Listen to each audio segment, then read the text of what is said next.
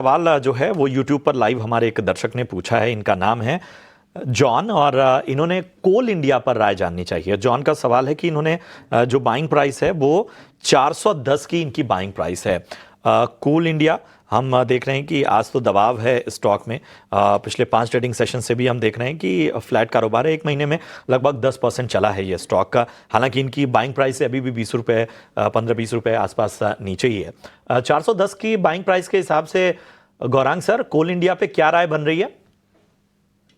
तो आज एक रिपोर्ट पढ़ रहा था प्रशांत भाई कि आउटपुट को लेकर के सकारात्मक नजरिया और कोयले की जो क्वालिटी है वहां पर भी सुधार होने की संभावना है आने वाले समय में।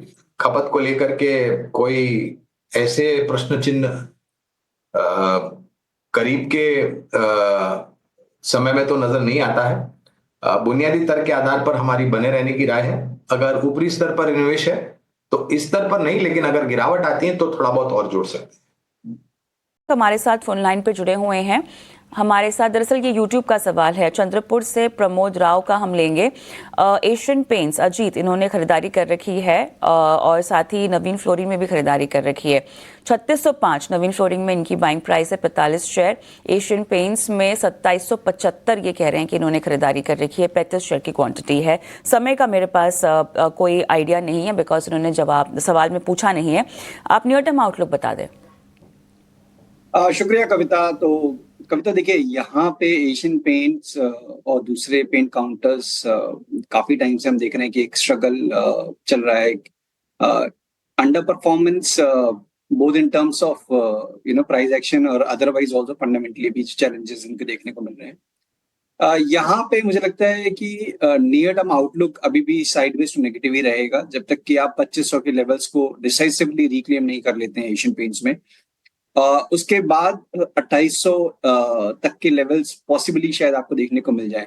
बट अगर आपका नियर टर्म का आउटलुक है तो डेफिनेटली मेरी रिकमेंडेशन होगी इससे निकल जाने के लिए, कंसिडरिंग कि बहुत सारी अपॉर्चुनिटीज है, खासतौर से बैंकिंग, फाइनेंशियल्स, मेटल स्पेस में, जहां पे कि बहुत स्ट्रॉन्ग ट्रैक्शन देखने को मिल रहा है।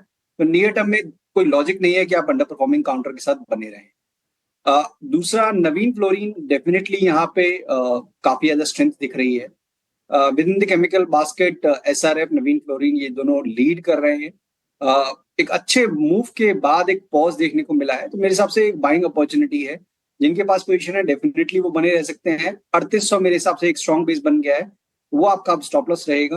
और करीब 3-6 महीने के अगर टाइम होराइजन के हिसाब से बात करें तो 4600 से लेकर 4800 का जोन, जो इनका रिकॉर्ड हाई का एरिया है, वहां तक ये स्टॉक रीटेस्ट करने का पोटेंशियल रखता है। चलिए।